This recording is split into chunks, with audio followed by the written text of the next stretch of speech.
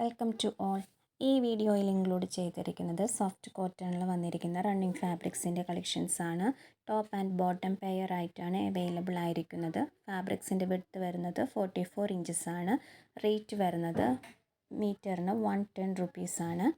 Purchase ചെയ്യാൻ താല്പര്യമുള്ളവരെ താഴെ കൊടുത്തിരിക്കുന്ന വാട്സപ്പ് നമ്പറിൽ കോൺടാക്റ്റ് ചെയ്യാം. താങ്ക്